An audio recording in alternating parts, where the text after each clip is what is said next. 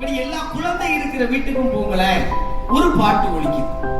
உருளைக்கிழங்கு செல்ல குட்டி எங்க போச்சு, கத்திரிக்காய் கூடையில தூங்க போச்சு. உருளைக்கிழங்கு கூடையில இருந்திருக்கணும், கத்திரிக்காய் கூடையில இருந்திருக்கணும். உருளைக்கிழங்கு கத்திரிக்காய் கூடைக்கு போனதே தப்பு. ஆனா அதை பத்தி எந்த பெற்றோருக்கும் கவலை கிடையாது.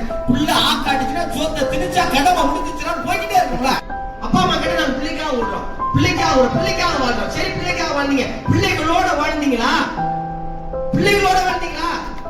எத்தனை பெற்றோர் இரவு பிள்ளையோட உட்கார்ந்து சேர்ந்து இரவு சாப்பிட்டீங்க? எத்தனை பெற்றோர் பிள்ளையோட உட்கார்ந்து நைட்டு 10 நிமிஷம் அப்பா ராசா கைய காலை பிடிச்சு விட்டு இன்னைக்கு பள்ளிக்கூடத்துல என்ன நடந்துச்சு, உங்க ஃப்ரெண்ட்ஸ் என்ன சொன்னாங்க, மிஸ் எத்தனை பெற்றோர் கேட்கிறாங்க? உணர்வுகள் அற்ற பிள்ளைகளாக மாறிட்டானா இல்லையா? உணர்வுகள் அற்ற சார். நாமத்துக்குமாரோட அப்பா ஒரு தமிழாசிரியர். நாமத்துக்குமார் இவ்வளவு எழுதுனது காரணம் அவர் நிறைய வாசிச்ச ஒரே ஒரு சம்பவம். நிறைய நேரம் இல்லை, நான் கிளம்புடைய. நாமத்துக்குமாரோட அப்பா நாமத்துக்குமார் வந்து சின்ன வயசுல காஞ்சிபுரத்துல இருந்து மாமல்லபுரத்துக்கு நண்பர்களோட போறாரு. சைக்கிள்ல போயிட்டாரு. மாமல்லபுரத்து கடற்கரையில நின்று திரும்பி பார்த்தா அப்பா வந்து நிக்கிறாரு பஸ்ல. என்னப்பா எல்லாம் அவருடைய தனியோட மனசுல. திரும்பி வரும்போது நாமத்துக்குமார் சைக்கிள் பின்னாடி உட்கார்ந்துருக்காரு. அப்பா ஓடிட்டு வர்றாரு. அந்த மாமல்லபுரத்துல இருந்து காஞ்சிபுரம் விட்டாங்க. ரொம்ப வச்சு அப்பா இறந்து போயிட்டாரு.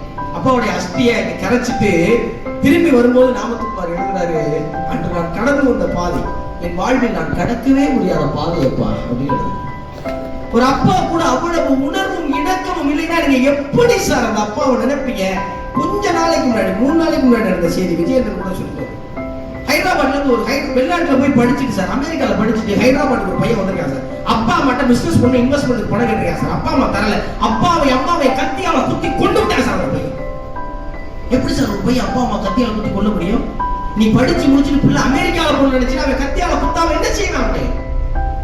பிள்ளைகளுக்கு மார்க் வாங்க, நல்ல காலேஜ்ல சீட்டு வாங்க, பெரிய பெரிய கம்பெனில போய் சம்பளம் வாங்க கத்துக் கொடுக்கிற பெற்றோர்கள் மனிதர்களாக இருக்க கற்றுக் கொடுப்ப மறுப்பதன் காரணம் என்ன?